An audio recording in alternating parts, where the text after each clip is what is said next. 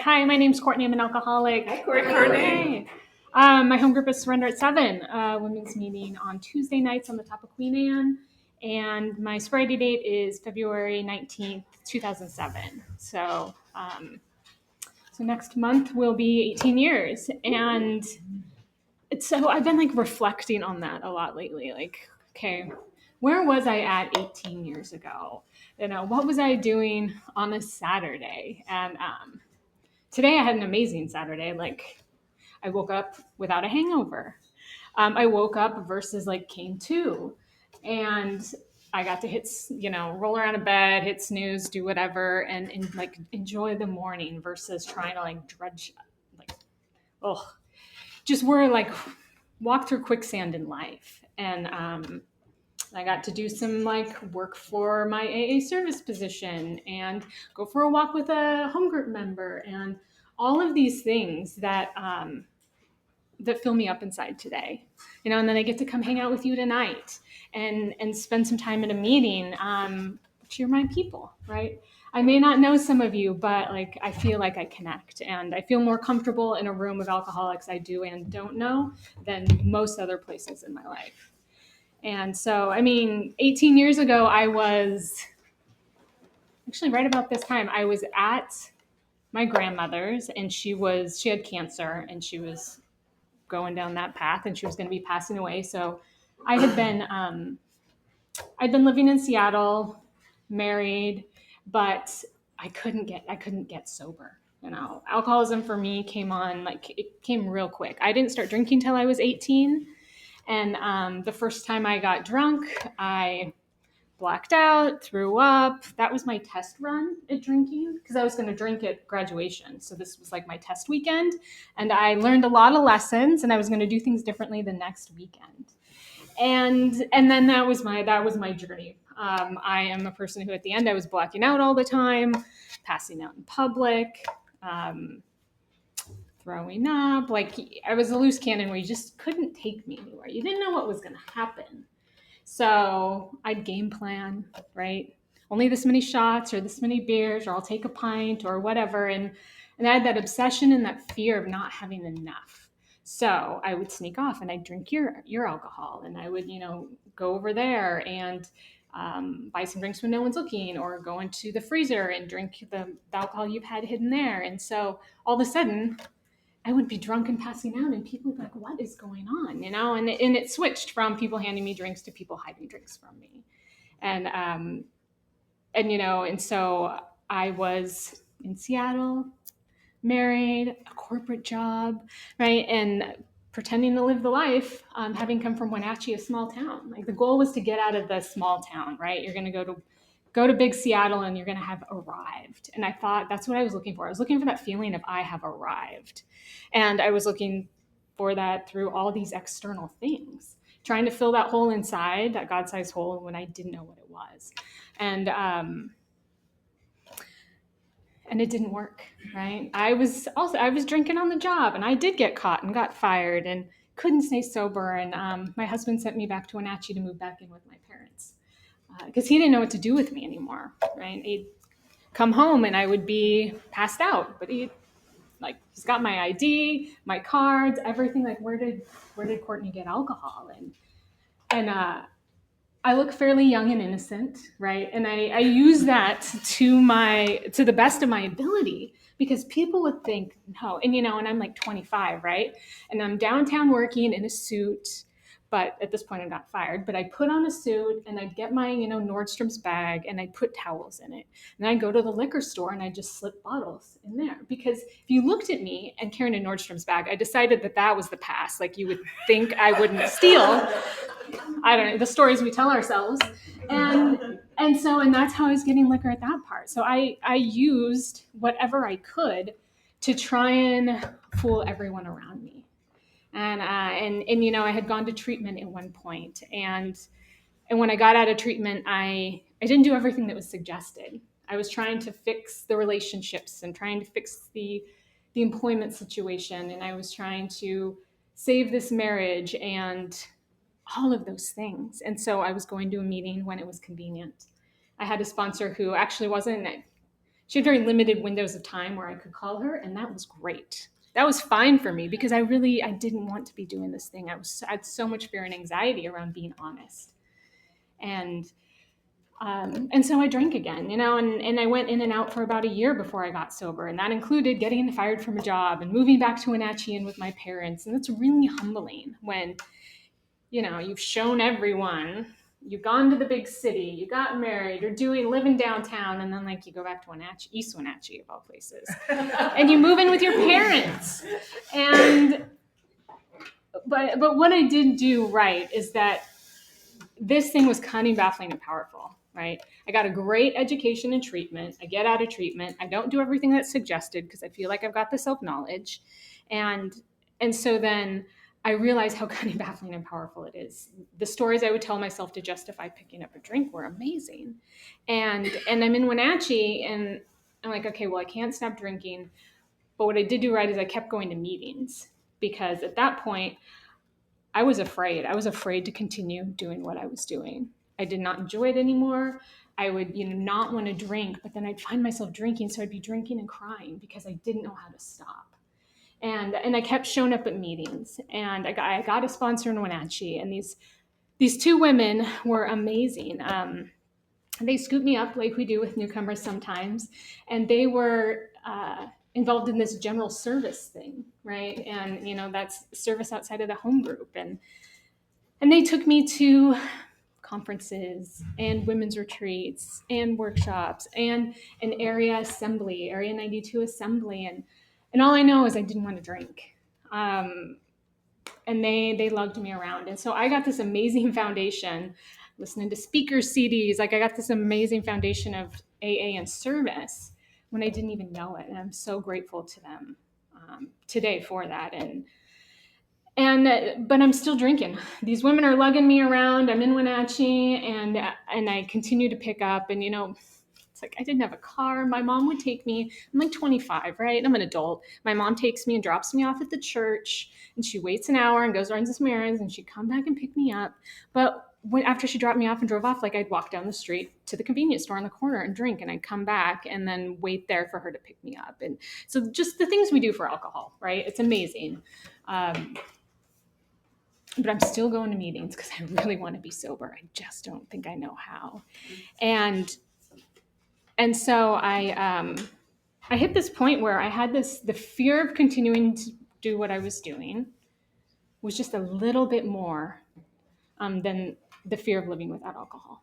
Somewhere things teetered over, and I was willing to do everything that was suggested at the same time. And there wasn't one thing that tipped that edge for me. I think it was just, well, that's not true. I do know what it was, but it didn't feel different because all the wreckage I'd created, wreckage would be wreckage. I'd have that same guilt, shame, remorse, anger, all of those types of things, regardless of what the situation was. But at this last time that I drank, I decided I wanted to go to Mexico and drink on a beach. Sounds like a good idea, right? So I'm hanging out. My girlfriend from California, my best friend growing up, is coming back from California. She needs to get sober too. She's, kicking her coke habit. We're both in Wenatchee, hanging out, and I'm trying to get sober. And we have a brilliant idea that if I could drink on a beach every day, I'd be okay. That's all I wanted. I wanted to be able to drink openly and be warm. I don't know. It was wintertime in Wenatchee, and I wanted to be warm. And so we packed up our stuff and we left, right? And we're going to go swing by her drug dealer's house on the way to Mexico. We had this whole great plan. And, her boyfriend could tell something was going on. And so he actually called and reported her car stolen to the state patrol or to the police, whoever, right? But, and so he told us, and we got really nervous, so we pulled over. We got to Moses Lake. That's not far. If you know Washington State geography, Moses Lake is just a few hours from Wenatchee. We didn't even make it to the border of Washington State. But we had this grand plan. And it brought me so much ease and comfort to think about being able to drink every day on a beach. And, we pull over, we get a hotel, we're fighting. Somehow they convince us to give them her keys. I don't know. We wake up in the morning and apparently they're in the hotel safe. It was just I don't know. It was a mess. But I'm walking out and I see my mom sitting in the lobby reading a book. Right? We're in some small little like hotel in Moses Lake, and I don't know how she found us. Maybe it was because, I don't know, she's calling around looking for the car. I don't know. But that was like the worst walk of shame I've ever had to do. And I don't really remember the ride home or anything, but what I do remember is I had a pint of vodka hidden in the bedroom. And that is like that alcoholism of like, I just had this experience, right? This amazing walk of shame, all this guilt, remorse. And I'm like, yes, they don't know about it. I have this bottle hidden, right? But at this point, like I'm when I drink, I get crazy, black out. I'm psychosis stuff going on, and so I have to hide it. She can't find my last bottle that I have hidden, and so I empty out a shampoo bottle and I put the vodka in the shampoo bottle. And then what I would do is I fully clothed. I would get in the shower with the lights off, and I'd pull the shower curtain and I'd drink vodka out of a shampoo bottle. And that made sense. It made total sense to me, and like that's the insanity of where my alcoholism takes me, like drinking, hiding in the shower out of a shampoo bottle. And what's interesting, my very first drink, my first real drunk, the one where I blacked out and threw up, was me hiding in a bathroom pounding Zima. And it's like, so it's come full circle. Like my first drunk was in a shower in a bathroom, and my last one was also, I don't know, and that's the representative of me wanting to hide. I don't want you to see me. I don't want you to get to know me. I think that there's something wrong. And I lived this very shut off life. And so I'm getting sober, and these women are lugging me around, and I'm going to my grandmother's with my mom because she's dying, and my sobriety date is actually based off stealing pills from her cabinet, right? And there was actually a roundup. It was in Yakima, and there was a roundup there. So I have a pocket full of pills, and I'm meeting these amazing women that have been lugging me around in a roundup in Yakima, and I thought that was okay. But I just wanted to feel different. But I convinced myself that didn't count because I never got high off of them. They just made me nauseous. I ended up throwing them away the next day at work. And so I didn't tell a soul about it. So I was claiming more time, like 9 months more than I had. For over a year, I got my year coin. I did all of that. And then after the beauty of doing inventory and the more wreckage I cleaned out, the more uncomfortable I got with keeping those secrets, because I had a lot of secrets hidden down there. And the more I got things out, the more it bubbled up. And I finally got honest about it and changed my sobriety date. And this was the conversation with my sponsor. I keep her on the phone for 30 minutes, and I can tell she's trying to get off the phone, but I don't want to tell her. And she's got to go. And so I just slip it in at the end. I'm like, and I need to change my sobriety date. And she's like, wait, what? And so, and I tell her what happened, this and that, and I had to go back to my home group and tell them. And I love how people like embraced me, right? And I do the same thing today. It makes sense when somebody comes in, they're new, or they change their sobriety date, or they come back from a run, and it's like, I'm so glad you're here, welcome, and those were one of the first few experiences of me being transparent, me being the authentic person I am, and you loving me. Because I thought if you got to know me, you would keep me at arm's length. You'd realize how messed up I am. Like, she is crazy. Keep her away. I don't want her in my life. But you embraced me. And it was so counterintuitive that the little bit more I opened up that door and let you in, a little bit more, the closer my relationships got. I developed some amazing relationships with some women in the program. And that was what I was wanting the whole time, that I was trying to force and push the rock up the hill by using alcohol. And that didn't make sense. And today I get it. It's like, I am not human if I don't have, ups and downs in life. If I don't have challenges, etc., like, you can't relate to me. And that didn't make sense at all. And so there are like little points in my recovery that were those those things that clicked and that were the ahas. And that was one of them, when I was like honest and vulnerable, and you welcomed me, loved me, hugged me, and you called me the next day. You didn't say, see you later. And like there was another pivotal time in recovery too. I think it was on my third step, and it was in Wenatchee, and it was snowy in winter, et cetera, et cetera.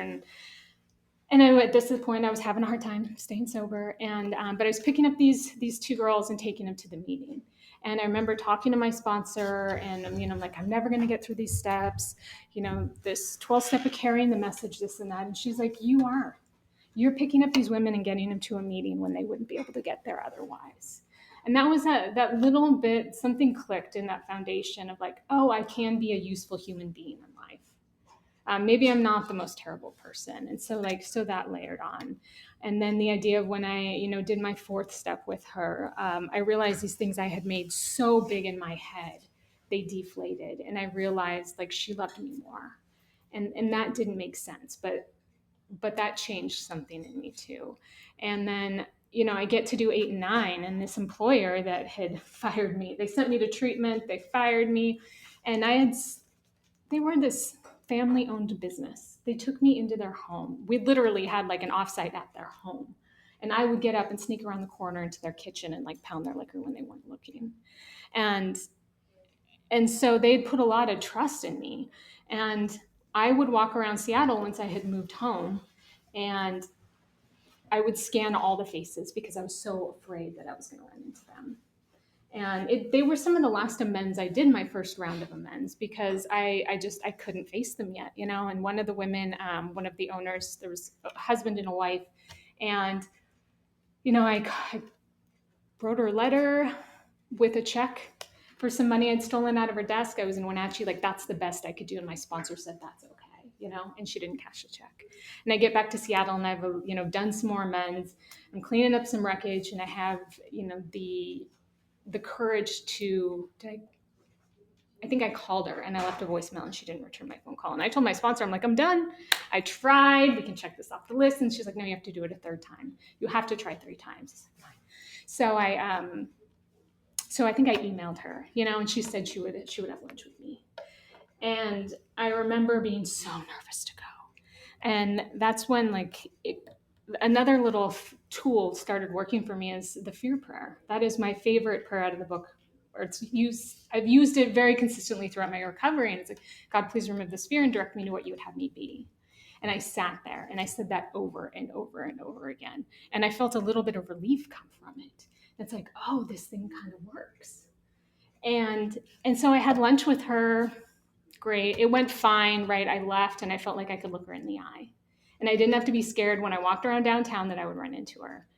And so I'm getting a little bit more of that self-worth back by doing esteemable acts. And out of like a long turn of events, it happens to be that I am laid off from a company. I am interviewing for this new job, and this woman I'm interviewing with knows that woman, right?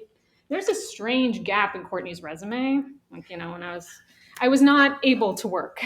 And she calls this woman that I made the amends to, and she's like, all right, I really like Courtney, but there's a strange gap. She worked for you before. Like, is there anything you can tell me? And she told her everything, right? And at the end, she had said, and because of her amends, I can tell she's a different person, and I think you should hire her.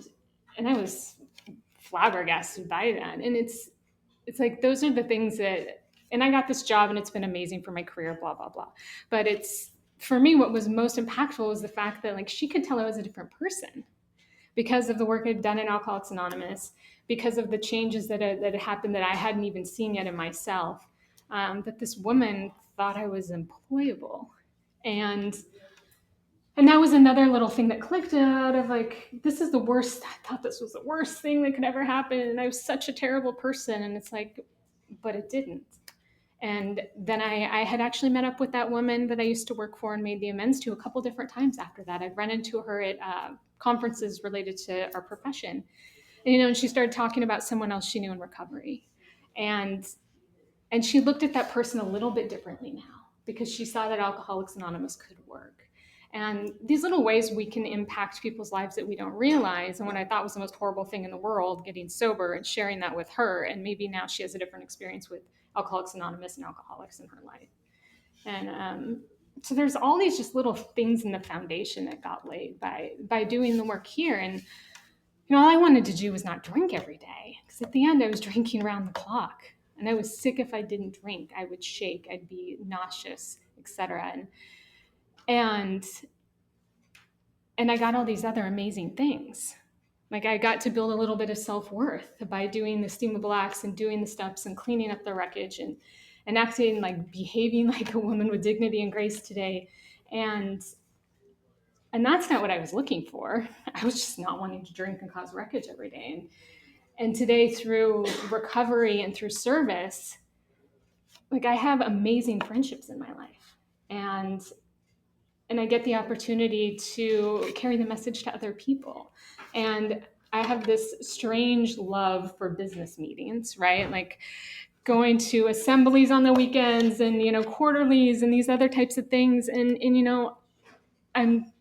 I'm grateful to be able, and I feel a deep sense of responsibility to carry the message for that alcoholic in 10, 20, 50 years because of what those women did for me. They scooped me up and they taught me about general service. And I don't know if they wouldn't have done that, if I would be here today. I don't know.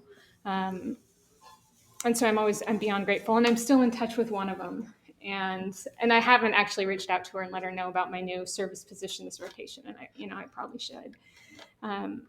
But I get the opportunity to not only not drink every day, but I get to be able to get filled up in all these other ways with amazing relationships and friendships. And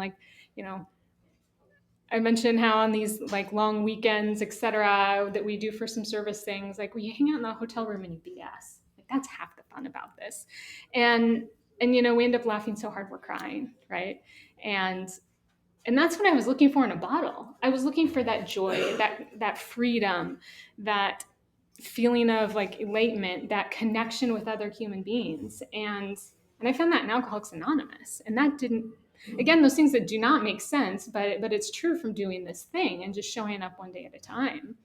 And so I have all these other gifts in my life, and that husband who sent me back to move back in Wenatchee with my family, we're still together today. And I know that's not some people's story, but that is ours. And I'm grateful that he has a deep respect and love for Alcoholics Anonymous too, because he knows what I would be like without it. And so he's very supportive of all the service things and work I do in Alcoholics Anonymous. And but he's the first to say our relationship's better than it ever would have been if I wasn't an alcoholic.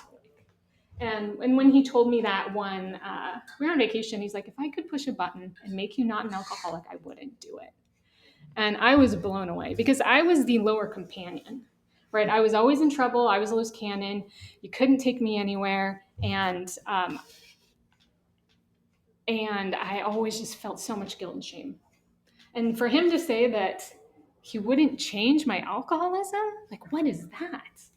And he's learned how to, he's implemented some of our stuff in his life because he sees how it works.